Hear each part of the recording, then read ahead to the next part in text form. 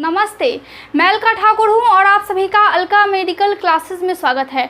आपने ये नोटिस किया होगा कि आजकल क्या हो रहा है, अगर महिला प्रेग्नेंट होती है तो वो नॉर्मल डिलीवरी क्यों नहीं कर पाती हैं।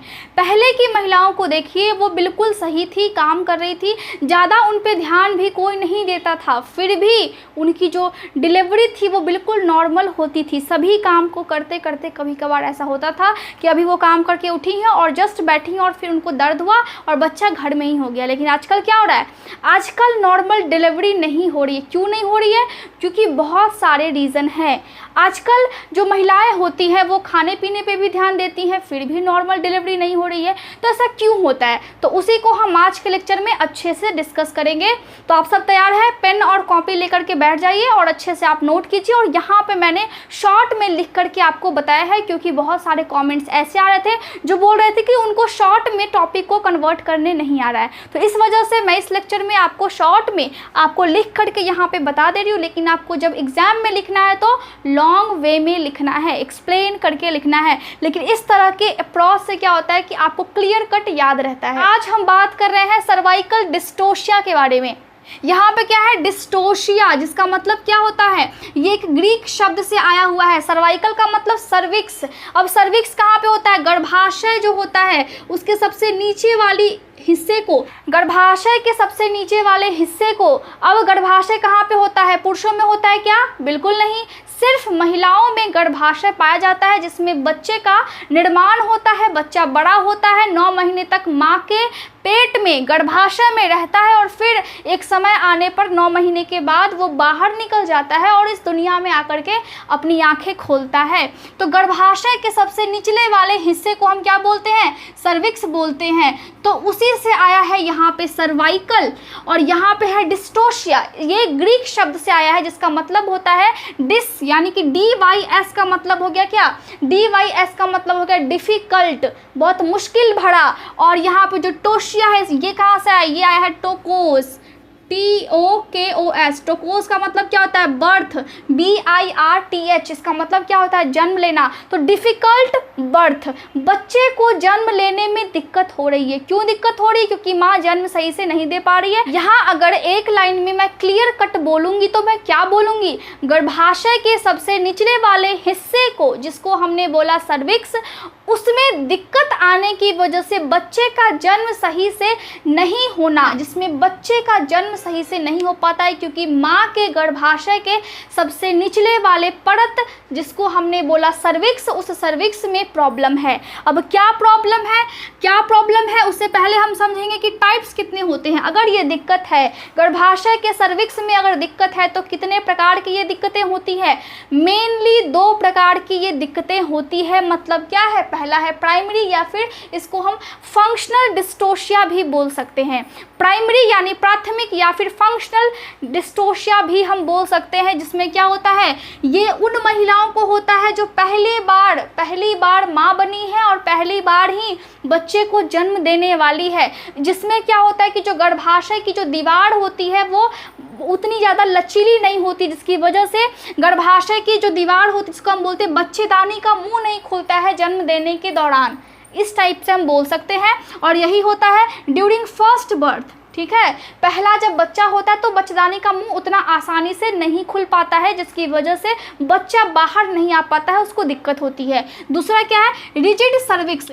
अगर पहली बार माँ बनी है तो जो बच्चेदानी है उसके आसपास की जो मांसपेशियाँ है वो काफ़ी टाइट होती है। जब एक औरत माँ बनते जाती है, मतलब पहला बच्चा हो गया, दूसरा हो गया, तीसरा हो गया, तो दूसरे में उसका जो बच्चेदानी है वो काफ़ी उसको आदत लग जाता है फैलने का। उसके आसपास की जो मांसपेशियाँ है वो आसानी से फैल जाती है। लेकिन पहले बच्चों को जन्म देने के समय में औरत को दिक्कत इसीलिए होती है क्योंकि वहाँ की मांसपेशियाँ भी बहुत टाइट होती है, तो आसानी से वो फैल नहीं पाती है।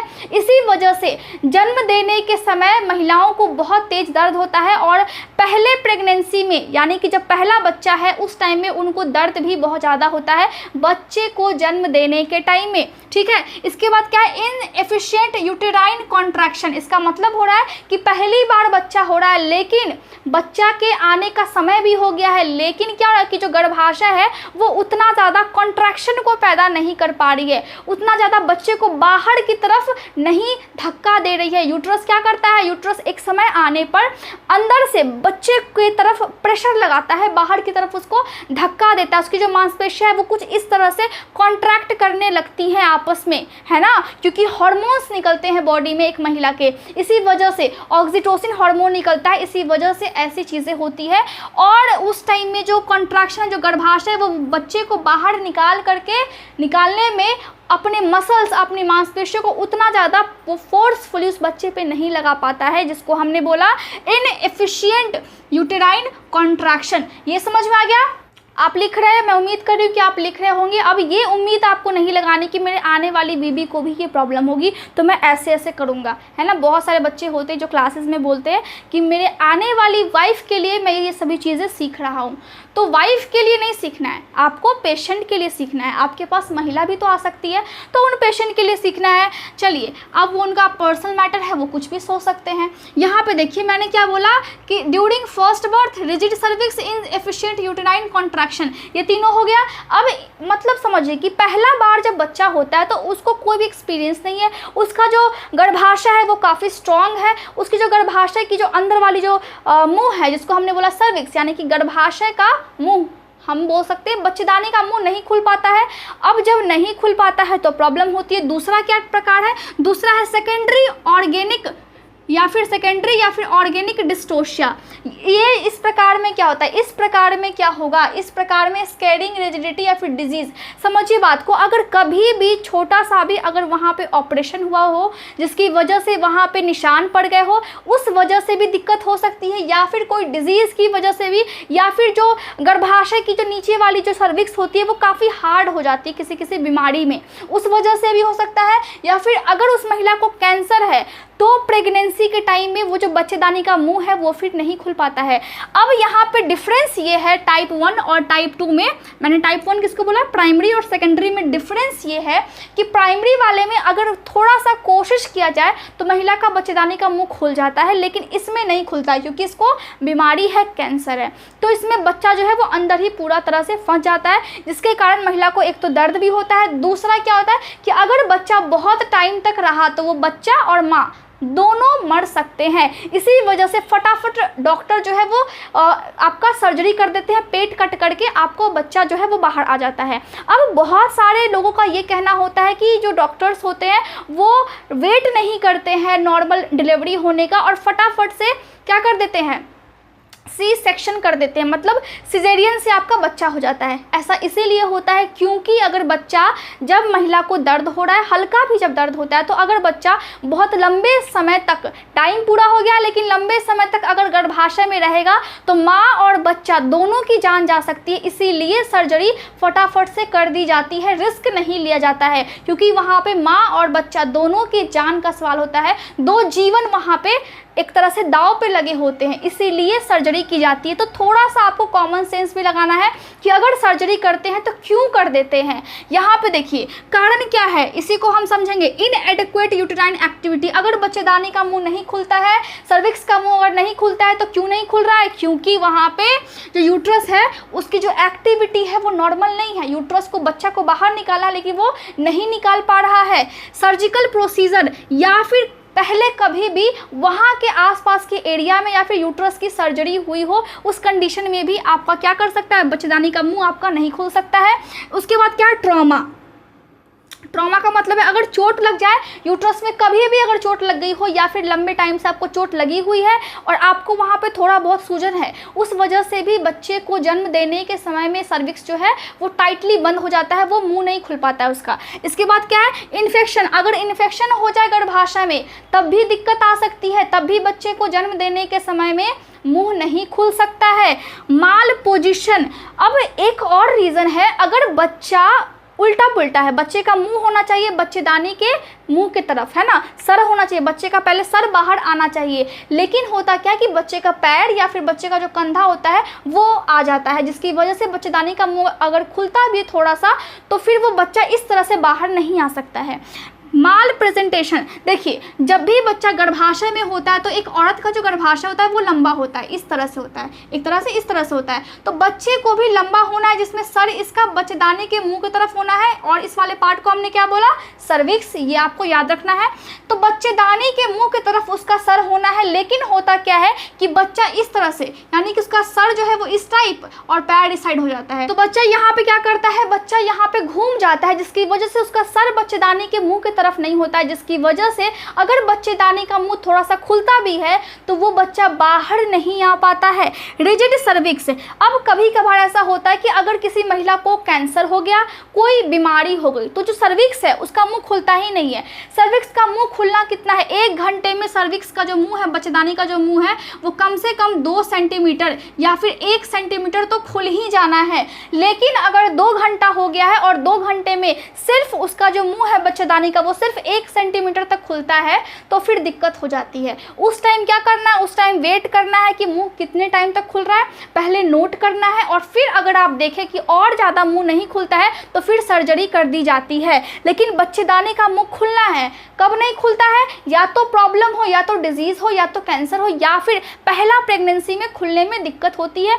लेकिन अगर पहला प्रेगनेंसी में खुलने में दिक्कत होती है तो फिर वो कुछ मेडिसिन या फिर कुछ समझ लीजिए कुछ आप अगर थोड़ा सा आप एफर्ट करते हैं तो फिर वो खुल जाता है। लेकिन नॉर्मली अगर कैंसर हो गया हो तो बच्चेदानी का मुंह खुलने में दिक्कत होता है। ये आप समझ गए। इसके बाद अगर हम देखें यहाँ पे क्लिनिकल मैनिफेस्टेशन को, यानी कि लक्षण, अगर आपको ये प्रॉब्लम है, अगर आपके पेट में बच्चा है और फिर वहाँ पे बच्चेदानी का मुंह नहीं खुल रहा है, तो और क्या क्या लक्षण आ सकते हैं, उसी को हम बोलते हैं। और जब महिला प्रेग्नेंट होती है उस टाइम ही डिसाइड हो पाता है कि उसको क्या प्रॉब्लम है, सर्वाइकल डिस्टोशिया की प्रॉब्लम है, क्योंकि बच्चेदानी का मुंह 2 घंटे से अधिक हो गया है लेकिन 1 सेंटीमीटर से ज़्यादा नहीं खुल रहा है, तो सर्वाइकल डिस्टोशिया है, उस टाइम में पता लग जाता है। और जब भी ये डॉक्टर को पता लगता है वो फटाफट से का सर्जरी करके बच्चे को निकाल देते हैं, क्योंकि बच्चे के जान पर वो बात आ जाती है। यहाँ पे देखिए क्लिनिकल मैनिफेस्टेशन मतलब लक्षण क्या आते हैं। अगर एक महिला को ये प्रॉब्लम है, बच्चेदानी का मुंह नहीं खुल सकता है, तो लक्षण क्या क्या आएंगे, failure in complete cervical dilation. इसका मतलब है कि जो डायलेशन होता है, जो बच्चेदानी का मुंह है वो प्रॉपर नहीं खुल पाता है। दूसरा क्या है, सर्वाइकल चेंजेस कम होगा 1 सेंटीमीटर 2 घंटे में। मैंने वही बताया आपको कि अगर 2 घंटा हो गया है और 1 सेंटीमीटर से ज़्यादा मुंह खुल ही नहीं रहा है तो फिर हम समझ जाते हैं, फटाफट से हमें ये हिंट कर जाता है माइंड में कि अच्छा इस महिला को क्या है, सर्वाइकल डिस्टोशिया है, जिसकी वजह से इनका बच्चेदानी का मुंह नहीं खुल पा रहा है और हमें इसके बच्चे को और इसकी जान को बचानी है, इसीलिए हमें सर्जरी करनी पड़ेगी। सी सेक्शन या फिर सिजेरियन करके बच्चे को निकालना पड़ेगा। ठीक है। अब देखिए, अब हम मैनेजमेंट क्या करेंगे, मतलब अब हम करेंगे क्या, अगर प्राइमरी है, समझिए बात को, अगर पहली बार माँ बन रही है तब बच्चेदानी का मुंह अगर नहीं खुल रहा है तो हम पहले कुछ मेडिसिन देंगे। क्या देंगे, पेथिड्रिन हम दे सकते हैं अगर उसको दर्द हो रहा हो तो।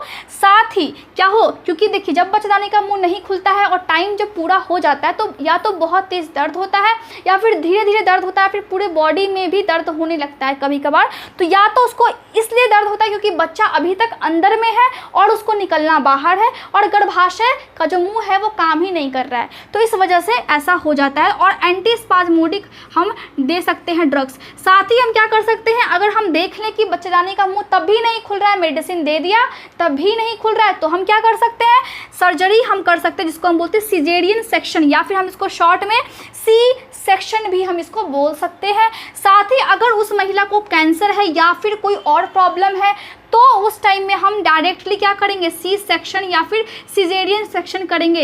एक ही बात है। अब बच्चे को ज़्यादा देर तक उसके बॉडी में नहीं रखना है, क्यों, क्योंकि उसको कैंसर है और इस वजह से माँ और बच्चे दोनों के जान पर बात आ सकती है, तो हमें सर्जरी करके उस बच्चे को बाहर निकाल देना है। तो इस तरह से हम देखते हैं कि अगर एक महिला को सर्वाइकल डिस्टोशिया की प्रॉब्लम होती है तो जन्म देने के टाइम में ही समझ में आता है कि उसको क्या प्रॉब्लम है, बच्चेदानी का मुंह खुल रहा है या फिर नहीं। अगर नहीं खुलता है तो हम नोट कर लेते हैं कि उनको क्या है, उनको सर्वाइकल डिस्टोशिया है।